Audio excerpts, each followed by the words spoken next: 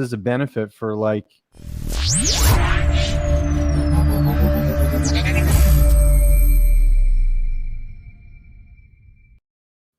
Good morning, everyone. Episode 8, Victory Loves Company. I'm your host, James Lynch, joined as always by the head coach of MMA Gold, Jim West. Jim, how are you this morning? I'm doing well. It's a little earlier than normal, but I'm an early bird, so Half an hour early. Come on. We got a big guest today. That's why we're on a little bit earlier today. We got Laura Sanko going to be joining us here momentarily on the program. Really excited to talk to her. But first, Jim, how's your weekend? I know it could have been better. We might as well start there first with Jamal Emmers obviously not being able to come out and fight Chaz Skelly. What happened? And have you ever had anything like that happen before with a fighter where he couldn't go out and compete? Never had anything like that happen, especially that close to the fight. I mean, we're literally getting ready to walk out the doors, 50 yards from the cage. So, but the thing is prior for about the last month of Jamal's kind of camp, he had some back issues going on. It was pretty consistent through training. There were many times where we had to like stop and try to rectify it and to get him back up to his feet and so on and so forth. So there was something going on. We don't know I don't know what the underlying conditioning is, but it's kind of like spasms. It was consistent spasms. Like if you think about a cramp that just never goes away and it kind of debilitates you, you can't move. And that's kind of what it was towards the low back, lumbar kind of region. And yeah, he was back there just warming up. He was fine. Everything was fine leading up, warming up in the back room. He was on the floor doing some grappling stuff. And it was when he decided to try to stand up, it was kind of like, oh, I can't move. And then he went back down and he couldn't get back up. I remember the commission was like, hey, are you going to fight? And he's like, yeah, I'm fighting. And then the commission's like, well, you got to get up. And he couldn't. Oh, man. That's brutal. Yeah, it was. How's he doing now? Have you spoken to him at all this week? I mean, we're a couple of days removed from that whole thing. Yeah, he's doing well. Upset. Granted. One thing is he has a wonderful manager, and Dave Hirschbein, our manager that manages all of MMA Gold and Team Alpha Male's athletes. He was able to get his show money. Oh, good. Okay. So that doesn't always happen. So that was a good thing. Unfortunately, he didn't get his win money. I think it was going to be a great fight for us, but nonetheless, you have to try to take, look at it at the glass half full. So he'll be back soon. But he'll be at the PI, I think, all next week, kind of going through some testing and kind of see if there's some kind of underlying condition or if it's just something small that he just needs to kind of do some rehab for a while to kind of get it back to normal. But yeah, I'm hoping he'll get back in. Maybe, God, I'm hoping soon. April, May, maybe we'll just get rebooked. Well, that's the thing. Chaz mentioned in the post, they gave him a post-fight interview, obviously, because he didn't fight and they needed to kill some time. So he talked about how it was, tough for him to get down to featherweight. So I think he probably would like this fight rescheduled, I would assume. Maybe the timing would work out because he's going to want to go through another camp again and do the whole weight cut. So maybe it'll work out, but obviously very disappointing. So yeah, the UFC's been pretty good though lately. If with all the COVID stuff and everything else going on, they've been pretty good about rebooking the same fight. Whereas historically, if a guy falls out, it's someone else. I mean, granted that happens, but lately it seems like they've been really trying to rebook whatever it is that they already had scheduled, especially if it's a COVID related thing or something. That they just push out a couple of weeks and go again. No, for sure. By the way, if you're just tuning in and you're wondering why you're very mad and upset that you're not seeing the beautiful Laura Sanko here on the screen instead of us, Laura's going to be here shortly. We're just waiting for her to get on the stream here. But we still got a lot to talk about, Jim. We had a UFC Vegas 19 card, which obviously you were supposed to be a part of. I was curious your thoughts on the main event with Curtis Blaydes and Lewis. I thought Blaydes looked good, other than him just making a mistake in that second round. I was sort of talking about it was kind of the perfect storm of where, Blaydes had his head down, sort of going in for the takedown. Lewis was doing an uppercut. It was just like, Lewis did the best thing he could do. Blaydes did the worst thing he could do. It's kind of like when, Masvidal kneed Ben Askren. It was like Askren went for the takedown. Same sort of thing. Is that how you saw it as well? Yeah, it was kind of crazy because if you notice in the first round, I mean, Curtis was doing the right thing. He was kind of using feints and fakes and kind of, low changes to kind of check Derek's posture a little bit. And then in the second, it was like he was doing that, but there was there was no setup, right? He didn't even put anything in Derek's face, whether it was a jab, 1-2, something simple with his feint and fakes to get Derek to at least raise his hand, so so he can kind of, in theory, shoot under it. And then the coupling effect is he shot with his head down and his ass up. I mean, it was the worst punch that you get hit with is the one you don't see. And boy, did Derek Lewis drop back and throw a 5 right up the middle and absolutely crush him. And that's the first time Blades has been like knocked out cold. Like even the knockout losses to Ngannou, he was still on his feet, or he wasn't on his feet, but he was conscious. But that one, he was totally unconscious. So, Yeah. Obviously a setback for Blades. For Lewis, I think he's sitting pretty. I think the winner of this Saturday's main event is likely what's going to be next for him, because you got John Jones likely fighting the winner of Stipe and Ngannou, and you've got Volkov out there. But obviously Lewis already beat Volkov, so I don't think there's any incentive. Hey, look at Derek. What was he saying? He's like, hey, maybe I'll fight John Jones. And he comes back, something like that. Could be, yeah. Or he said Overeem man. as well. I mean, I don't really like the Overeem fight because Overeem's coming off a loss. I'd rather see Lewis fight someone coming off a win. I mean, do you think Overeem's going to come back? I mean, he's already been talking about retirement for how long? I think now? he wants to come back. I think if anything, it's other people being like, "Hey, man, you've taken some." Yeah, I mean, I think he hasn't been fighting forever, but I mean, for the last year or two, he's been talking about retirement. He's like, I want one more shot at that title, but geez, he's coming off a loss like that. When's he going to get the title? He's probably 3-4 fights even before he gets a sniff. I don't know. We'll see, I guess. Curious your thoughts on the co-main event, because obviously that's Aspen's division. Vieira and Kunitsakaya. Kunitsakaya gets the win. Some people felt like it should have gone Vieira's way. Kunitsakaya finishing strong, though. I'll give her that. How did you score that fight? Yeah. Did you have a chance to watch it? Yeah, I did. I believe Yana won, and here's why. If you look at the rule set, right, the way the judges are supposed to score a fight: damage, duration, and control, right? So Yana definitely had the damage, right? If you look at the control time and duration, Ketlin probably, had maybe a couple more minutes of control time on the mat. Not by a lot, though, right? I mean, there were maybe a couple minutes. But then if you take the clinching, where Yana had Ketlin on the cage, with Ketlin's back on the cage a little bit more, and then the significant strikes. I mean, Yana was like 212 to 48 or something like that. I think, like Aspen said after, she goes, I'm not necessarily surprised. Yana's really, really physically strong. And you could tell Yana, she had the I want to win. Ketlin is very similar to Sarah McMahon, in my opinion. She's got a lot of skill, but, if things don't go well, it's like, I'm just going to go ahead and concede this and maybe kind of give up. And that's kind of what you saw and there was no progression on the mat. When her back was on the mat, there was no philosophy of, I'm losing right now. If your back's on the mat, you're losing, end of story. And she made no attempt to try to get back to her feet and create scrambles or anything like that. It was like, I'm going to throw up a couple submissions, and, this is the UFC. You can throw up lazy submissions. You ain't catching no one. So it was interesting to see. I think the UFC thought Ketlin was going to win. I think so too. And I think if Yano's fighting anyone else, they're not the co-main event. I think they're maybe lower on the card, and I think the intention was if Vieira wins, she's going to potentially fight for the title. But that's another setback for her. I mean, this actually benefits Aspen quite well because she already has a win over Yana. Well, I'll give you a little viewers. I'll give you a little tidbit of secret information. That's why we tune in every week, right? If Yana was, if Kevin won, it was very likely she was going to fight Aspen in the summer. Interesting. Okay. Now with her losing. It's real interesting. I mean, what's funny is you see Yana on social media platforms and news platforms. I want my revenge against Aspen. She must want to die because she doesn't want that fight again.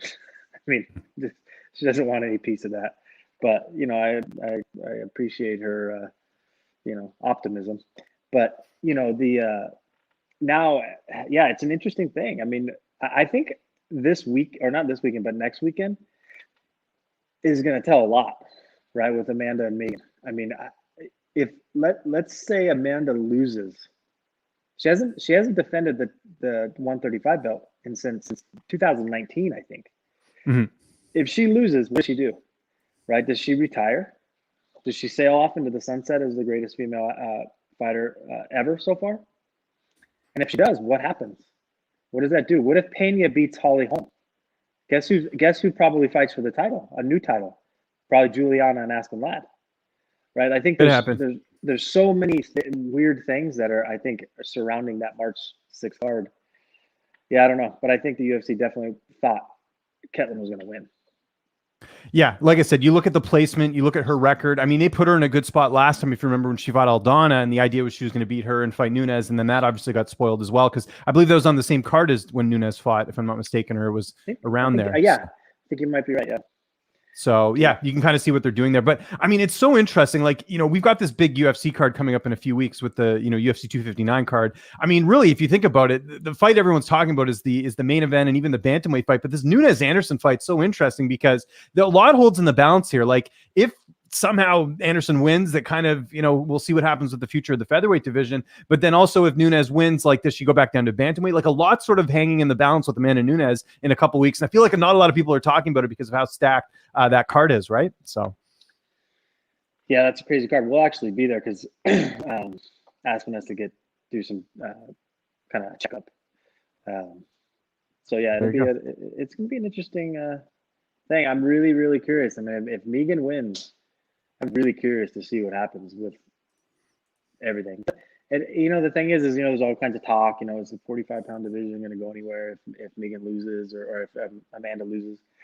But if you notice, Felicia Spencer and Danielle Wolf just got booked. Saw that. But see, you know what's interesting, Jim, and I kind of have an issue with the booking. I mean, it makes sense, but like, they just have done such a poor job of bringing in featherweights, and even something you mentioned a few weeks ago about getting the bantamweights to move up. Why are they not doing this? Danielle Wolf is probably going to lose to Felicia Spencer. I mean, she's going to get submitted within a couple minutes. Right, and it kind of goes back to something we were going to talk to Laura about, and we definitely will, but like, a lot of these fighters that go through Invicta, they're battle tested, right? And Danielle Wolf, I think she had a couple fights on the regional scene, got one win on Contender Series, and now is fighting Felicia Spencer, who just fought for the title last year, right?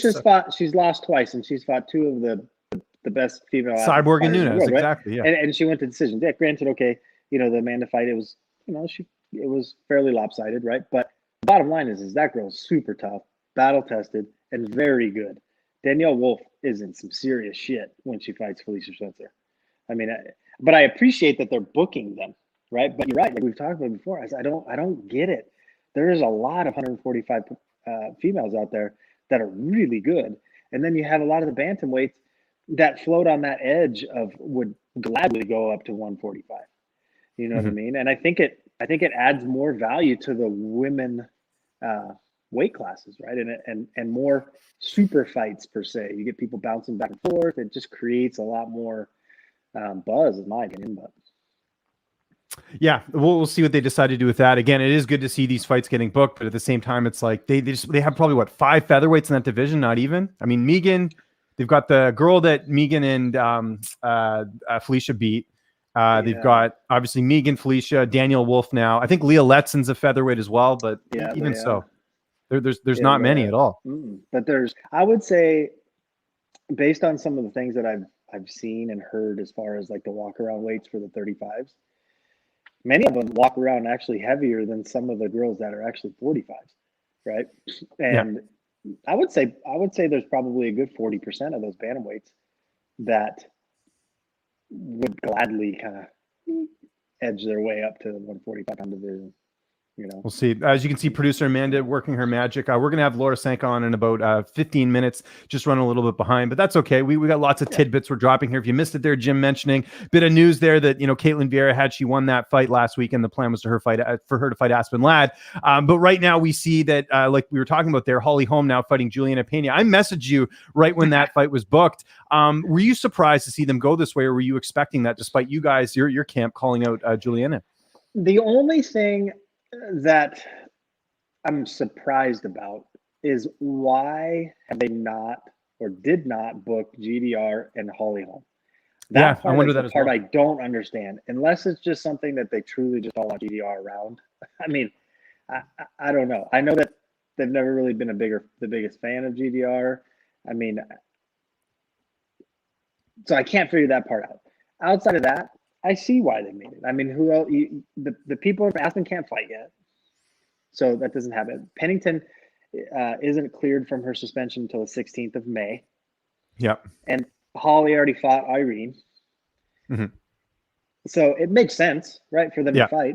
I'm telling you right now, I am pulling for Juliana Pena. Right. Yeah. So I mean, because let's play it out, James. Play it out the whole bantamweight thing. Mm-hmm. You have Amanda, right? Right. A lot of depends on that March 6th thing. So let's say Amanda, we'll say she wins in this case. So she wins. Yeah. Does she even go back to 35? And if she does, who's she going to fight? She's already beat up Holly. She's already beat GDR twice. Okay, so let's say Pena wins. Okay, then that fight may make sense for Amanda, right? It doesn't mean GDR. And let's say she loses. Now, if she loses, then the man is probably like, all right, I'm done. Right. Like, and who else are you gonna fight? right? Yeah, what am I gonna do? Then the weight class is completely open. Both of them are. Mm-hmm. Then you have people like Aspen who will come back in sometime in July. Now let's say, like I said, let's say Pena wins in May. The only fight that really makes sense for a vacant belt is Aspen Ladd and Juliana Pena. Because GDR is not going to get it because she's already fought for it twice. Mm-hmm. Holly won't get it because she's already lost it. Yeah, she just lost to Nunez like last year. Right? It was like 4 times. Now, granted, those say Juliana and Aspen fight. Aspen wins, then the Holly Holm and GDR fight would put probable sense because it's something new, right? Mm-hmm. So I think there's so much that it rides on March 6th. I completely agree. Here's one wild card you're not throwing out here, though, that I think you forgot about. Valentina Shevchenko doesn't have her next fight booked. I find that very interesting. I am wondering if they, as a sort of an outside sort of backup plan, that, maybe they throw Valentina another bantamweight title shot just to, because I'm surprised. Aren't you a little surprised at this point? We're in February now. Valentina last fought, late last year. They have not booked her next fight. It seems like Andrade, and it's not like they have a lack of contenders. There's Andrade. Lauren Murphy has a case. To me, it just seems odd that she hasn't been booked yet. I do wonder if that's a play they're looking at maybe. They did try to book the Andrade. Andrade didn't want it at that time. She wanted it later on. Oh, did she? When was this? Yeah, it was. They wanted Andrade, I think, to fight Valentina late December, early January. And she turned it down. She's like, I want to fight her, but I don't want to fight her then. Yeah. So I think that plays a big role into it as well. Okay, maybe. So maybe they're just taking their time. But even so, you think they would have booked something by now saying, hey, we've got a date in April or May or something, because they're starting to see, those cards get shaped up. Yeah, so. I mean, unless they're just going to throw Valentina a chew toy and Lauren Murphy. I mean, well, Lauren's tough to finish, Jim. You got to point that out too. Come on. I mean, I'm not even trying to beat around the bush. Valentina's just a different animal. She's very good. Yeah. Lauren Murphy doesn't present in my opinion, the attributes that could give her a problem. But I will say this: I think Lauren's deserved more to get that shot than Andrade has. Andrade has one win. Yeah, she may deserve it, sure, but it is a business, and how big of a draw is Lauren? I'm not dissing on you, Lauren. It's a business, but it's one of those things. You do deserve it, but sometimes in the UFC, as you could deserve it over and over again. It doesn't mean you're going to get it. One more thing you mentioned there in GDR, she did switch management now. I don't know if you're aware. She was with Brian Butler with Sucker Punch. She's now gone with Ali Abdelaziz at Dominance. So if anything, I think that would help her case of potentially fighting someone like Holly. But I don't know. I honestly feel like the UFC is like, we saw that first fight with Holly and GDR, and it was not a great fight. And then obviously a lot of people felt like Holly won that fight. I think they're kind of scared off by that. And I think that unless she has an injury, that's my only thinking. Because why else would they not book that fight? But not too long ago, I'd say about a month ago, James, on Instagram, I saw GDR post that she was just hungry and ready to fight. Like, let's go. I need to fight. Okay. I don't know. It's either you fight him or you let him go. Yeah. Right. I mean, it's, if you think about it business wise, do you really want a GDR as your champion? Do you really want Holly Holm? Marketing wise? No, right. Do you really want Holly Holm at 41, your champion? No. Why not? Right. So you have to think about those things too. That's just the reality. That's not being a dick. That's just, if I'm a business person and I'm looking back now, Holly has a huge following, but at 41, is that who you want your champion to be? Yeah. I don't know. And then GDR marketing ability. Yeah, she's fantastic. She's a great fighter, but is that who I want my champion to be? It's, you have to think about all those things. I don't know, maybe Bellator. I mean, GR could be a great fit at Bellator. Yeah, and they, they're really rolling with their featherweight division over there. So that's something if GDR. But then didn't GDR not want to fight Cyborg because of the whole that was the whole issue, right? Was that she wanted to, she was the champ and she was going to fight Cyborg, and then she's like, no, Cyborg's on PEDs, I'm not fighting her, and then she just decided not to fight. It's done at this point. I mean, how long has GDR? How long was she in the testing pool when you saw that? Now she's on Bellator, of course, but I mean, GDR fought a guy at one point in a kickboxing fight, and I can't imagine why she's so against fighting.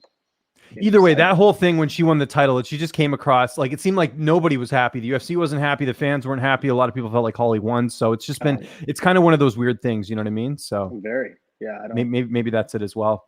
Also, we were talking about the main event. Did you see this idiot fan call Curtis Blades? Did you see this? No. What happened? Some fan somehow got Curtis Blades' number, FaceTimed him, filmed the whole thing, and said, dude, you got knocked out. And they found the guy's Instagram profile. It's exactly what you would expect. Like, the comic book guy from The Simpsons. It basically looked just like that guy. Eating the Cheetos and the beer. Like, what is wrong with people, man? Like what goes through your head thinking like, it's not even funny. Like telling someone they got knocked out. It's stupid. The internet has allowed for, let's just call pansies, to sit behind a computer and talk shit, like without consequences. Yeah. You know what I mean? Because that kid, whoever that was, would piss his pants if Curtis Blade showed up at his door.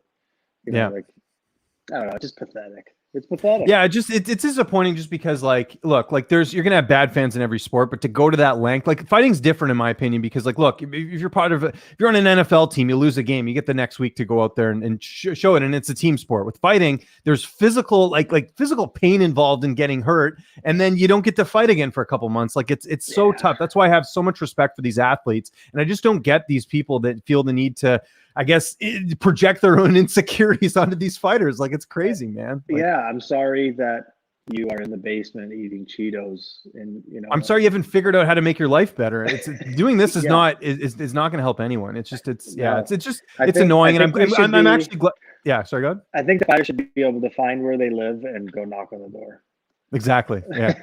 I met Blades. He's a huge guy, so I wouldn't want to mess with him. But one other thing I wanted to touch on as well as we're waiting for Laura, we got about another 8 minutes. Figured I'd address this. So Bellator came out with their rankings, and they have a bunch of media members contributing to the rankings. I was offered to be a rankings member, and I declined. And I wanted to sort of address that a little bit here, just because I know some people have been asking me. Well, so this is my thing. I think if you're covering the sport, and I think that you're a part of any sort of rankings that influence how they determine fights, I think it's a bit of a conflict of interest to a certain degree. Yeah. But I mean, that's a small part of it. I think to a certain degree, there's a conflict of interest. The other thing is kind of tying to what I just talked about with Curtis Blades and the stupid fan is that you'd be putting all this effort into it. No fan's going to come out and say, hey man, great job on the rankings. If anything, I'm going to get flack for how come this guy's number 6? How come this guy's number 5? And the thing is it's just extra time that I don't have. I have nothing against Bellator. By the way, I was also asked to do the UFC rankings as well. I declined that as well. For me, it's I would rather focus on my interviews. I'd rather focus on doing things like this, the podcast, and not, put time into something that I'm not going to get much out of, right? It would be great to know that I'm contributing to the sport, but I just think it's not worth the headache of all the idiot fans coming after you. Because you know what they did actually, Jim? I don't know if you knew this. About a year and a half ago, they actually tracked down all the ranking members of the UFC that were doing the rankings. And some of them clearly out to lunch. But I had a buddy of mine who's on the panel. He did a very good job. He'd actually sit and research the fights and actually had a good list of rankings. Well, someone got a hold of him and wrote all this stuff, and people were attacking him relentlessly on social media, and he tries to be a bit of a private guy online because he's got a day job in the government, and so he quit. He's like, it's not worth it, man. This is ridiculous. So I mean, that's kind of what I looked at. There has to be someone, something, somehow providing rankings, but I definitely understand where you're coming from, and I can't say I disagree, but somewhere there has to be someone that's providing the rankings. Who that is, maybe it's the organization itself, but then that kind of could bring in some weirdness too, right? So I don't know, it's odd. Or do you let? I don't know. I mean, who would? I think it's got to be a combo. I mean, obviously, no matter what, there's going to be some sort of conflict of interest, right? Because even if you bring in let's say Chael Sonnen was part of the rankings. Well, Chael Sonnen trains in Portland. If Austin Vanderford's in the middleweight rankings, is that going to influence his decision, right? They used to train together, right? So I mean, those are things you have to look at. But I think a mix would be good, where you have some former fighters, some people that are actually knowledgeable in the sport. And I don't mind a few media members, but I think when you do the majority of media, which is what it's looking like, it Maybe does like pose the Supreme Court, right? We have 9. Yeah, exactly. And they're three from one genre, 3 from another, and 3 from another somehow. I don't know. Yeah, but I will say this: it is good to see them have rankings because the UFC's had them for a while. It's good to sort of determine where people fit. And look, the rankings have their own issues. We talked about this before. How does a Khamzat Chimaev get to fight a Leon Edwards when he doesn't have a single ranked win? Right? Like, doesn't make sense. Obviously, they bend the rules with certain fighters, but in general, I think I think it's good that they have rankings now. Yeah, I mean, you have to have it. I haven't seen the Bellator rankings. I'm going to have to go check now because I don't think they published them yet. I think they're going to start doing it going forward, but they just revealed the list of who's like contributing to the rankings. Are they going to put it on like MMA Junkie, like MMA Junkie has the USA Today ranking, their own? Well, no, those Junkie rankings are their own. So that's Junkie's own rankings. The UFC rankings are on their website. That's what the UFC uses to determine their fights. So they'll go on Bellator's website. So they'll go on Bellator's website, exactly. Right. Yeah, so that's sort of how it works. So. We'll see. I'm excited about that as well. Some other news we might as well get to as well. What did you think of? So the UFC brought back Ottoman Zayatar. You know who that is? The guy who gave his wristbands away and basically put a bunch of people in danger during the pandemic. He's brought back. Dana White says he's never coming back. Changed his mind a couple weeks later. Does this set a bad precedence here where a fighter has a good manager and dominance and he's back? Like, what do you think of that? So in the sport. See who you know in life. So I'm not surprised, and then at the same time, Dana doesn't care. You know what I mean? Yeah. Does he have to? Not really. I mean, no. Fans are going to blow him up. Oh, you did this. But he doesn't give a shit. You know what I mean? No, I know. So, I mean, and the thing is it's kind of like one of those things is, we all make mistakes. So we're going to blow up the guy's career for one mistake. Now, granted, was it stupid? Yeah, it was unbelievably stupid. And maybe there probably should be some consequences. Maybe it's his coaches that were involved have to suffer, some different consequences as well. Maybe they can't corner the first, few fights or something, right? Like, there's going to be consequences. But to completely, rid the guy of opportunity in the UFC, I don't know if I necessarily agree with that. No. If he does something stupid again, yeah, look, now the joke's on us as an organization for allowing him to come back. But yeah, I don't know. I don't disagree with it. I mean, the guy made a mistake. Was it, like I said, completely stupid? Yeah, and ignorant and every other word you can think of. Yeah, but I don't know. Does he deserve to be banned? I don't think so. No, I think it is very interesting. Just because you had guys like Paul Daly where he hit the ref and he was never allowed back. You had Jason Hyde kind of give the ref a bit of a shove. He was never allowed back. I mean, granted, that's a bit different. You're abusing a referee. I can understand that, but it's just interesting that those guys weren't allowed back. But this guy is, doing something, pretty bad. But just it is. But I mean, I would say it's different than socking a ref. No, that's agree. Well, yeah, he just he didn't Daly. I don't think I'm trying to remember. Did he punch the ref? He pushed him very aggressively. Either way, no one cares about that. We have Laura Sanko here backstage. We're going to welcome her here on the program. Amanda's going to hook it up. Laura, good morning. How are you? What's up, guys? What's up? Hey, Laura. How are you doing?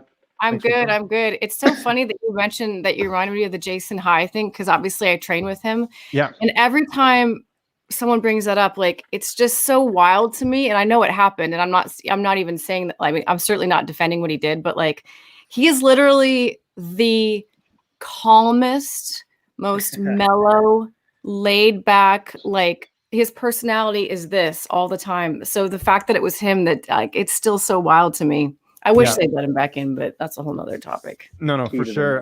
Thanks for having us. Part of your morning, Laura. How is your morning? I know you mentioned you had to drop the kids off at school. What does a typical morning look like for you? I get up, I get my son ready and get him out the door. I feel like different than most 7-year-olds in that he's really opinionated about what he wears. And even though he goes to a school where they have to wear a uniform, if that shirt if it just feels weird today, it's a whole. That's like my daughter, Laura. She's 10. And it's starting to oh God, yeah. Well, I can't wear that. It doesn't match. I'm like, yeah, it matches. It's what are you talking about? What's going on here? He'll have me get out a different polo. I'm like, this is the exact same shirt. Literally the exact same shirt. Fine, just put it on.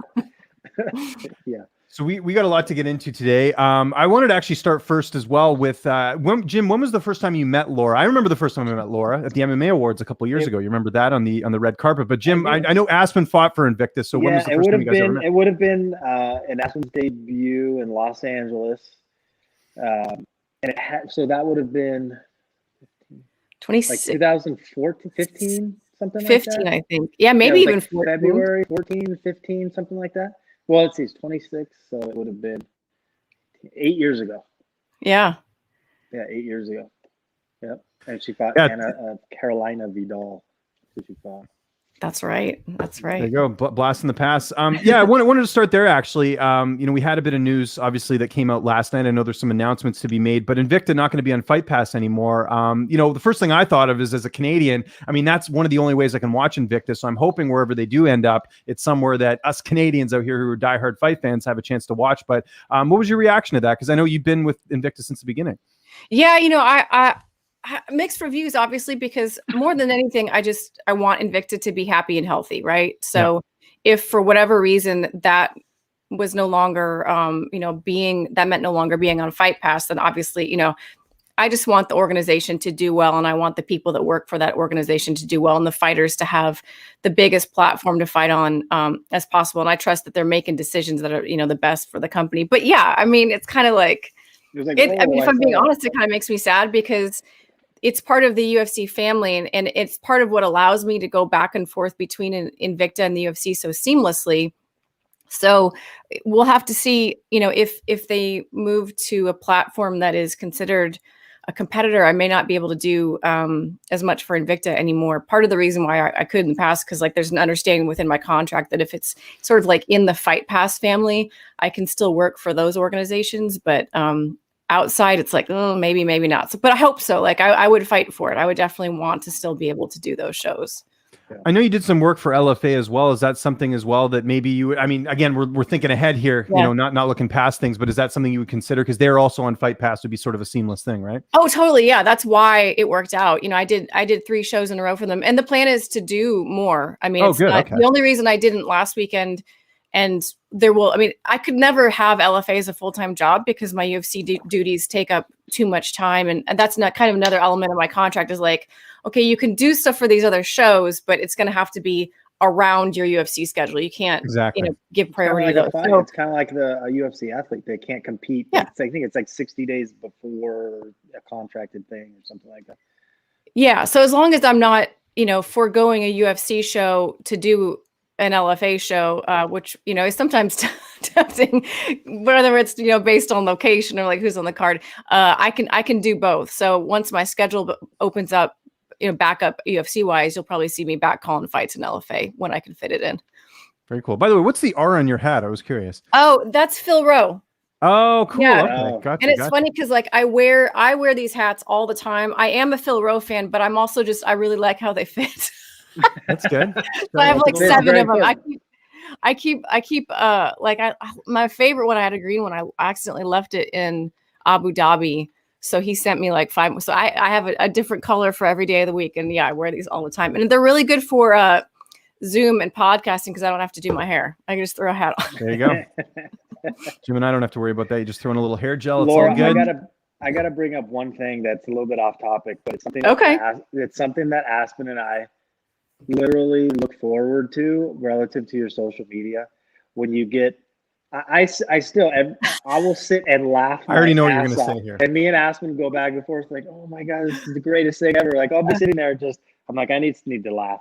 Like your comments, Laura, when these dipshits put something on social media, I live for it because Aspen and I literally sit on the couch and we're like, this is just awesome. Like this is just awesome. I appreciate that. I appreciate that. I have probably too much fun with it too. I just, and it's funny because I get a lot of, I wouldn't say shit, but I get a lot of comments from people like, why give them the time of day? Why give them the platform? And you have to understand my strategy behind it. Well, yeah, first of all, I just I like taking something that someone was trying to either be negative about or just totally cross the line with and turn it into something funny, just kind of take the power away from it. But also I block the person before I post it. So they never even know that they're getting attention. And good. And the only reason I don't put their screen name out is because like Instagram told me one time that I can actually like get my account taken down. If too many people on my behalf go harass them, I can actually get in trouble for that. So that's why I always cover up, because I would love to just put their names out there for sure. Max, well, that's what happened to that guy. I was talking to Jim about this. That's what happened to that guy. Did you hear about this yesterday with Curtis Blades, where the guy called him and said, dude, you got knocked out. Did you see this, Laura? It was terrible. I saw that, but awful. Like it literally made me sick to my stomach. Yeah. That someone would like, that's just disgusting. And it's the typical guy that you see, like, you know, those memes about like there's some big fat dude eating Cheetos in his mom's basement. It's like exactly that person. When you saw it. It is. Oh my God. Did people figure out who it was and start? Yeah, so I think the guy like either deleted his account or he went silent or something. But yeah, and that's I mean, I don't know what the guy was hoping to accomplish. It's like those people who go on social media and say, "Oh, I'm blocked by this person." And they show the screenshot. It's like, yeah, because you're being an asshole. Like, come on, like, there's nothing good about that. So yeah. That's obviously part of the game, so to speak. You know, speaking of you know, your responsibilities, how have things changed for you during the pandemic in terms of you know, what you're able to do and everything? Because obviously, you know, with quarantining and all that, I know it's something we've talked about before, but how have things changed? Yeah, I mean, in some ways they have, in some ways they haven't. So when I work a show, because when I'm at home, I try very much to be in my mom role and really be present with my son and my husband. It means that I a lot of times kind of save most of my studying for when I actually hit the ground and I'm on the plane and like away from the house. So I'm typically like nose to the grindstone, buried in my computer for like 10 hours straight on Friday and Saturday. Anyway, but I will say before COVID, for Contender Series, I used to stay at the Palms in this really nice room, and there were restaurants everywhere and bars everywhere. And after the show, everybody would be at the bar and like we'd all hang out and talk about the fights and stuff.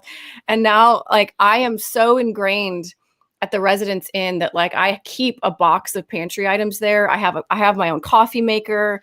Like it's like camping, and it's kind of sucks because you just don't see anybody. Everybody's in their room, you know. That part kind of is fun, but I'm just happy that we're still able to do shows, you know. Yeah, and has it been tougher just because I know with the quarantining and stuff, like, you know, when you're going to see your family and do the family stuff, like do you have to be away a little bit longer because of the quarantining? No, honestly, Missouri, I mean, if I'm being truthful, Missouri never really, like, we didn't really do much ever. And I mean, in like the height of it, like we still are supposed to wear masks most places, but it's not like, I'll tell you, the funny thing was, and I'm not bragging about it, I'm just saying like different parts of the country. I would brag about it. I'm in California and stuff. Okay. So different parts of the country are treating this very differently. And like, even the difference between Kansas City proper, which is where I live, and well, I live in the suburbs, but, and then like when I would go to these LFA shows in Wichita, when I would stop at gas stations in like these small towns between Kansas City and Wichita, it's like a 3-hour drive, you know, the signs are up, but like I'd walk into a gas station, no one's wearing a mask. They don't, it's not like, it was never that much of a crisis here. And also there's sort of this Midwest, like, you know, that's dumb, we're not doing that. Right or wrong, that's kind of the attitude of people around here. So our gym, like Glory, I think shut down for a week during this entire last year, and we've been going ever since.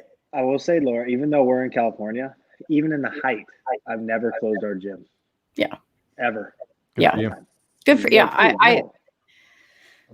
I could this would be a whole podcast I'd probably get in trouble for. So no, for sure. Yeah. I think if you're being responsible, that's kind of what we're getting at here. I don't want anyone taking this out of context and turning it into a Reddit thread, but you get what we're saying here. If you're safe, you're doing all the proper procedures, you know, that's kind of what we're getting at here. All right, let's transition though. One thing I did want to ask you, Laura, and I don't think I've talked to you about this before, but when you started out as a fighter, what were your expectations? Like, what was it like going into MMA before reporting? Like, what was the goal? What were your goals at that time? It's a great question, because it's part of what, I don't know. It's part of what I think makes my journey a little bit different than the journey of women who get into it today. Because when I got into it, when I first started, there were no women in the UFC.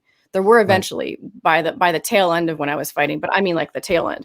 So when I started out my, you know, taking these amateur fights and fighting in barns and like, you know, shitty bars and stuff. I wasn't doing this sport because I thought I could get famous or rich or whatever. It was literally just, I loved the sport so much and I loved the personal challenge. Jim, I'm sure you can identify with the description of the regional scene there. Like, Oh, there's no glory in it, none, and you're not getting paid. So like, you have to love the sport, and you have to love what it does for you as a person, and it fulfills you in some way other than it was just a really expensive, painful hobby. And it kind of sucks that like once it became something I could have like really driven toward, and I started to see that like when I fought for Invicta, that was a total mind shift. And like, I thought, I'm going to do this and I'm going to be an Invicta athlete and I'm going to do all these things. And then I got pregnant. So kind of little left turn there. But yeah, when I first started, it was a totally different scene, totally different. That brings up a good thing, Laura, is James and I earlier were just talking, just shooting the shit about, female athletes, Invicta and then UFC. And one thing that bugs me the most, like I'll be sitting on the couch and watching females fight, on the UFC, and then I'm thinking, I'm like, well, this girl didn't come from Invicta, right? They came from LA, or maybe they came from the region or whatever. And I get mad. I'm sitting there and I'm like, man, if these girls if you notice, all the females that fought for Invicta that are in the UFC, they're the best in the world. Yeah. And I wish that these females would stop and think about before, they're 22, 23, 24, whatever, and going straight into the UFC. I'm telling you right now, I've been in the sport for 17 years and have coached fighters in every organization. And if you're not ready for the UFC, you're going to get chewed up and spit out right away. Yep. And you see all these females going straight into the UFC and never going through something like Invicta, because Invicta has the best female athletes on the planet, right? Everyone that's good and they do well there and they go into the UFC, they're successful in the UFC. And I just wish I could like sit them all down in an area and tell their coaches, stop being in a fucking hurry. Put them through Invicta, because they're going to fight the best. And by the time they're done, if they're successful, they're ready for the UFC, because it's totally different. It's very, very true. And I think it's so much, you see that happen on the men's side as well, but I think less, because there's more of a vibrant regional scene. And just by nature of being on the male side of the sport, the honest truth is you have to work harder to get the attention of the UFC.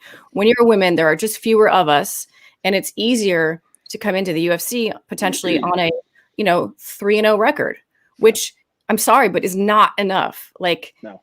You have got to, like you said, Jim, spend time in the LFAs and the Invictas of the world, or if you're blessed with a Bellator fight, whatever the case may be, before you make it to the UFC, because it's a business. And as much as they might see potential in you, when you're not swimming and you're sinking, you're gonna get cut.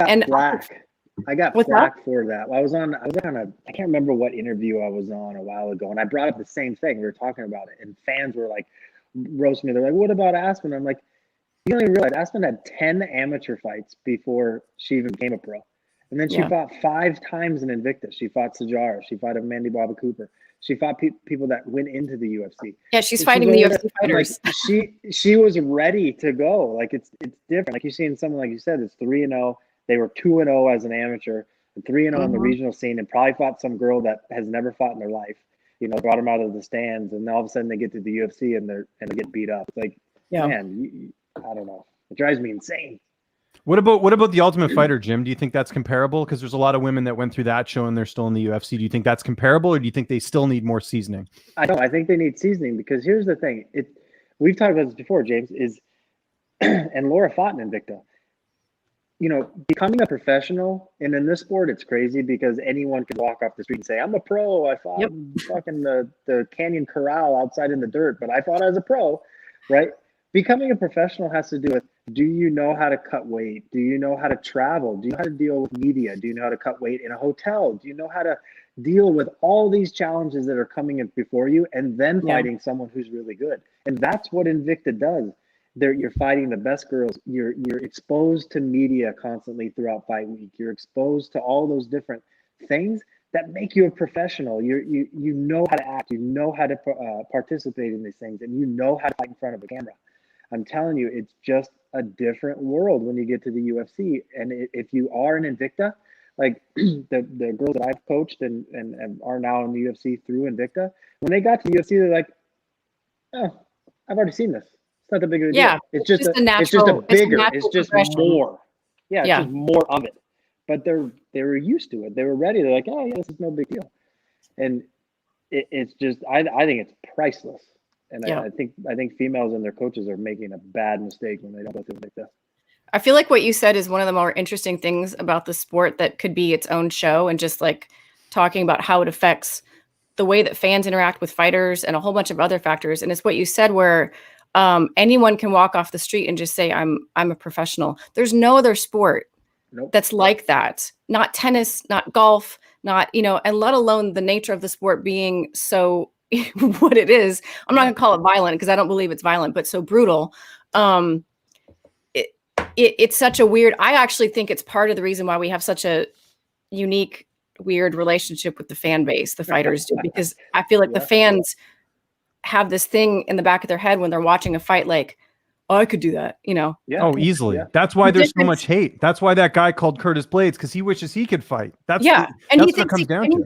And part of him thinks that he could, because maybe he got in a scrap in college or high school or whatever. The distance between the couch and the television in MMA is way closer than when someone's watching an NBA game, and they are well aware, like, I could never do that. They know I could never do that. I'm watching superhumans do something I physically could never do, even if I worked really hard to do it. But when you're watching MMA, I think everybody's like, oh, I could do that, Yeah. Well, kind of on that note, we had a pretty hot topic a couple of weeks ago, and we actually didn't talk about this last week, Jim, but Cub Swanson coming out and saying that all MMA media should have 3 amateur fights. I've said my piece on this. I'll kind of give my thoughts on this. But Laura, you're someone who's literally done this. I mean, you had fights and you're a reporter. What was your reaction to that? I mean, I understand his thinking behind it. Okay. So I get the intention behind it. I don't think it's realistic, but I do understand the intention behind it. Do I think, I will say this. I think that my experience makes me a better at my job. But here's the thing. I'm not a journalist, and I will say this 10 times out of 10. I am not a journalist. You are a journalist, James. I'm not a journalist. I am a broadcaster. I work for the UFC.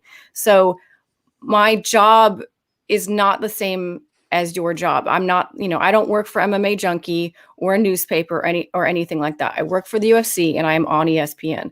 And I think that it's not realistic to expect people who went to school for broadcast journalism or just normal journalism to have also the time to fight MMA. But I do think, like, if you really want to if this is 100% your life and you really want to have a little extra insight into the sport, go take a jiu-jitsu class. Like, I get what he was saying.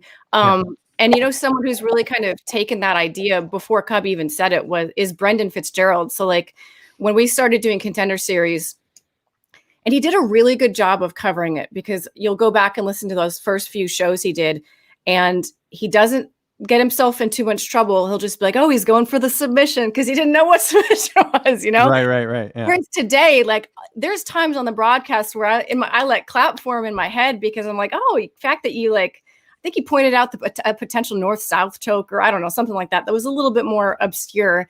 And it's because in the meantime, like, when he has time and when it's not COVID, he takes jiu-jitsu, or he'll go take a Muay Thai class at Syndicate or whatever. Like, he's trying to get himself in the sport a little bit. So I think you hit the nail on the head right there, Laura. Like, I think Cub's speaking from, like, a position of authority, right? Like, oh, I did this. But like you said, we talked about earlier, this sport, you can have an 18-year-old right off the couch and go fight at Gladiator Challenge in some stupid ass show and say you're a professional, right? That doesn't make you a professional. And the thing is, it's the same thing as, like, oh, I have multiple degrees. That doesn't make me smarter than you. That doesn't have a degree. That's just, I'm speaking in a position of authority over that specific subject matter. But I think you hit the nail on the head. I think it's good for someone to maybe go train jiu-jitsu, learn wrestling, do some Muay Thai or whatever. So you start knowing what it feels like, what to look for.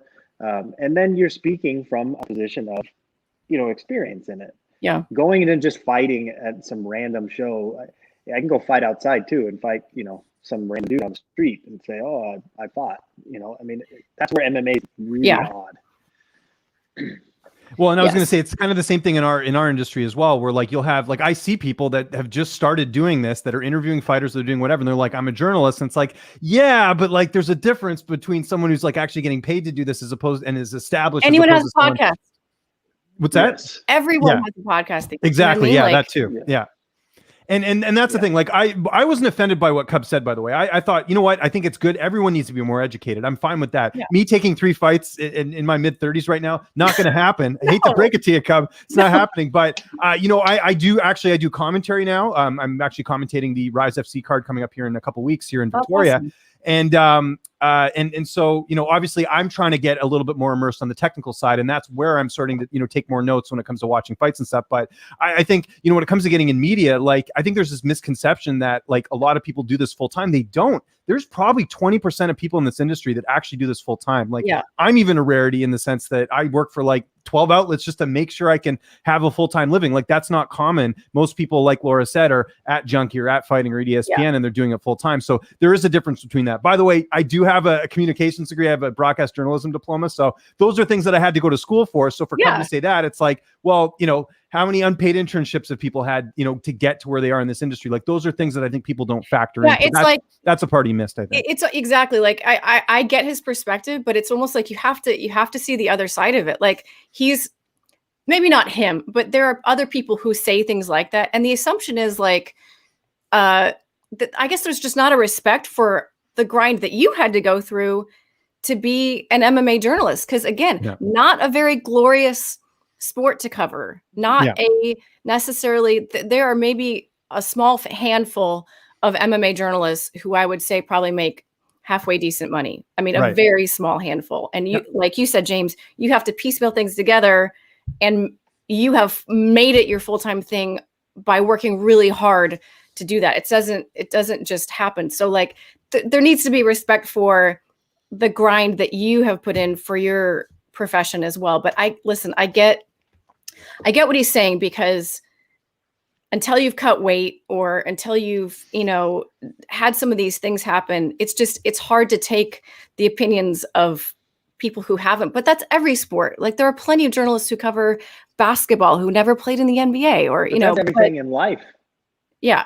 I mean, you didn't do that, so you can't answer. Like, all right. Yeah. No, I agree with you there. Just sort of last thing I'll say on this. One thing I kind of also agree with Cub on, and I know where he's coming from, is that there are some media members, not going to call any names out here, that are a little bit pretentious when it comes to breaking down fights, a little bit disrespectful. You know, like this guy was terrible. Like, I don't like that stuff. I'm fine at being critical on a fight, and I'll explain reasons. You know, even with Jim, like I'm a little bit careful what I say with certain fighters, but you know, I try and say it in a respectful way. Like, look, if this fighter did not look good in their last fight, I'll say, hey, wasn't their best performance. I don't need to say they suck. There's a difference. Better way to phrase things. Exactly.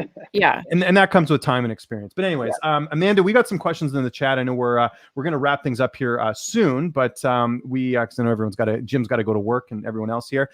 Max Holloway, not the real Max Holloway, who's a hybrid of Max Holloway and Tony Ferguson. Wow, that's a weird amalgamation. Yeah, very much so. Is Laura still open to a one-off fight? I would be curious, if you were, who would you fight? Oh man, I don't know who I would fight. You know, it's funny because I get this question a lot, and the realistic answer is no. But the actual question is, am I open to it? Yeah, if it was the right opponent, the right opportunity, if it was in the UFC, which, you know, that's kind of wild to even consider because they don't have my weight class. Yeah, I would totally consider it. But it would be kind of it would be, I don't want to call it a PR stunt, but like, it's not like I would be diving back into MMA thinking that was going to be like, oh, I'm going for the belt and I'm going to dedicate my life to it from now on. It would honestly be to fulfill some sort of, you know, lifelong dream and just to do it. And I wish I could, because I feel like part of what is a little bit frustrating in that, like, I didn't go to school for broadcasting, so I'm not a real journalist or a real broadcaster, but I also didn't have 10 fights. So like, there are still people who don't see me as having, you know, the credibility or whatever to speak as a former fighter. So I'm caught in this weird middle ground where, I don't know, I wouldn't mind having a few more fights, just be like, look, see, I did it. I'll disagree with you there. I think, and I'm not just saying this because you're on here, you're a great broadcaster. And I think part of the reason you're in the position you're in is because I think it was a natural fit from the start. I mean, I remember watching you back in the day in Invicta and just how comfortable you were on camera and how you were able to, pronounce the fighters' names correctly. Like those are things that like people miss. And I feel like that's part of the, and all, obviously the hard work as well. So. Oh, thank you. I appreciate that. There you go. We got a question. Your teammate, Megan Anderson, how is she getting it done in March? Oh man, it's funny because this goes back to what you were talking about before. This is a tricky one for me to talk about because like when I have my analyst hat on, this is clearly a very, very tough fight for me. And I'm not going to pretend like it's not, we're talking about Amanda Nunes, the female GOAT, but I will say this about Megan. She is extremely, extremely skilled on the feet. And I think people she's had such weird fights in some ways. Like we've seen moments of it, but if you take moments of the Holly fight where she was really giving Holly the business on the feet before she got out wrestled. And if you take, her recent knockout and the stuff that she did in Invicta, I'm telling you, she has extraordinary power and she is built in such a way. It's not just that she's 6 feet tall. All of her height is in her legs and she has an incredible reach. So like when you're fighting her, the length of her legs takes a lot of people off, I think. And if you're not prepared for feeling like you're 10 feet away and she can still kick you, that can catch a lot of people by surprise. So does she have the power to potentially catch Amanda? She does. Do I think that she is, more than likely going to win the fight? No, I don't. I think Amanda is so skilled and so well-rounded that I can't think of a person in featherweight that I feel like, oh yeah, she could really, I feel confident that she could beat Amanda. That being said, if Megan knocks her out, I'm not going to be as surprised as I think a lot of other people would be. I'll put it that way. Well, I told Jim this last week. I think this is a much more interesting matchup than the Felicia Spencer fight because Megan does have that striking, and she's, she's been like Jim said through the Invicta sort of run of the mill. Like she had, I remember she fought, a number of good fighters in Invicta just to get to where she is now. So I think style wise, it's a more interesting matchup because it is a striker, and anytime a striker fights, it's like when Dan Henderson fought Bisping, the rematch, right? You always knew that he could land that H-bomb. Same sort of thing here with Anderson, I think. James Krause and I were talking last week at one of the UFC shows, but we were talking about the fight, and James being her head coach, there is, if you look at when Amanda fought GDR, right? Amanda at the end, made the statement of, "I wanted to show everyone that I'm well-rounded." No, Amanda, you showed everyone that you had to wrestle because you were losing on the feet. Mm-hmm. Bottom line, right?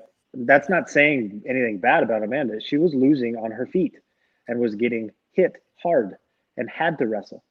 Now, with that said, Megan obviously knows that. I think Megan actually presents even more of a challenge on the feet for Amanda. Mm-hmm. I don't think she's going to stand there for very long because if she does, she is going to be touched with those long limbs. Yeah. If the fight goes later in the rounds, I see Megan Anderson pulling off the greatest upset in female MMA history.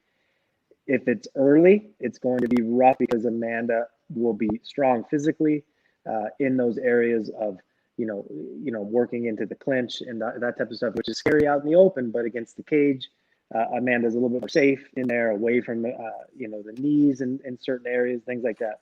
But if this fight goes a little bit longer into the third-ish rounds and Megan cannot concede positions, meaning if she gets taken down, she's not comfortable with staying there and is constantly trying to get up, constantly making Amanda have to then reshoot and reshoot. Amanda's gas tank will go down, and Megan's won't. I could see in theory the greatest female upset in history. I agree with you. And I think, she's been working super, super hard in the gym. I mean, that's clear. I see her in there every day and she's putting in the grind for sure. And the other thing, I think the GDR fight is a perfect example, like you say, Jim. And the other thing, this is a little bit, outside of the octagon talk, but, I'm a parent. I know you're a parent. Like when you have kids, especially that first one, it is extremely distracting, very, very distracting. Yeah. And so I wonder, and that it's kind of hard to articulate this, but I think too, even though Amanda didn't have the baby physically, like when you're a woman and you have your first child, I feel like those instincts kick in, and like you want to, I feel like the guy's like, oh, now I gotta go kill stuff, I gotta go make money for my new family, you know, like, and maybe I'm making all sorts of wild assumptions here, but in my experience as a woman, like your motherly instincts kicking in, and you just want to like spend time with that child and nurture it. And that would be really distracting if that's your first experience doing that, you know, during a camp for a world championship. So who knows if that'll be a factor or not. I might just be, you know, poking at air but it's crossed my mind. You know, the other thing too, Laura, is when I remember when Aspen and Megan trained a couple years ago at Glory, and one thing that Aspen mentioned was when they were wrestling and they're on the cage, and Aspen's very physically strong. But one of the glaring thing is, you know, Aspen would get like a single leg on the cage or something. And she's like, every time I lifted, it felt like I would get knee off the ground, but her foot was still on the mat. And I think people don't, like you said, when you get to the highest level, everyone's good. And it's those small little things that you either recognize or don't recognize that could be the biggest thing in a fight.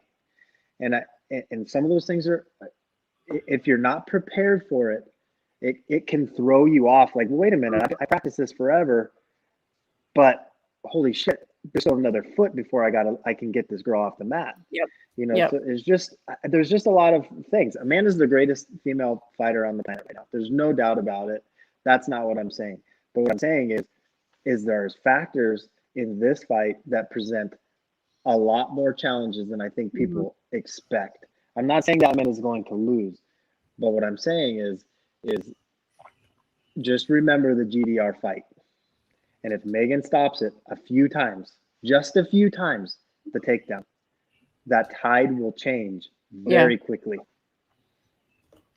Before we go, you piqued my interest. When did Aspen train with Megan? I didn't know this. It was a couple years back. A few years ago, yeah, we were there for Invicta supporting one of our other females that's in Invicta, and so I hit up James to try to get some training in. So Aspen and Megan got some training in a couple years ago. Yeah.